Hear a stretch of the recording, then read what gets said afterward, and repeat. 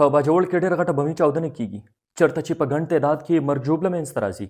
ویل کېږي دا چې په باجوړ تحصیل ماموند کې نعمت الله کلي ملنګي مدرسه کې بمي چاودنه کیږي. ویل کېږي دا هم چې په دغه مدرسه کې له مودو راسې د اف سی ځوانان آبادو دغه برید په دغه مدرسه باندې کیږي.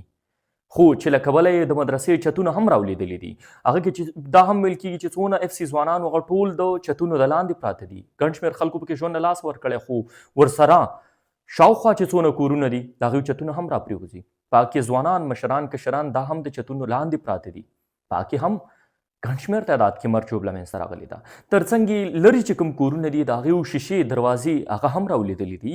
یعنې د دې چاودنې اواز ډېر زیات تیز و چې له کبله یې غټ زیان مخې ته راغلی دی. دا هم ویل کېږي چې دغه چاودنه یوازې چاودنه نه بلکې تر دې دمه پورې لا فایرنګ په چیک پوسټونو روان دی چې له کبله یې د خلکو په راویستو کې ستونزې مخې ته راځي. تر دې دمه یې 9 ډیډ باډیز د اف سی ځوانانو راویستې دي. لا تر دې دمه پورې د مرګ ژوبلې شمېر معلوم نه دی، خو ویل کېږي دا چې غټ زیان مخې ته راغلی دی.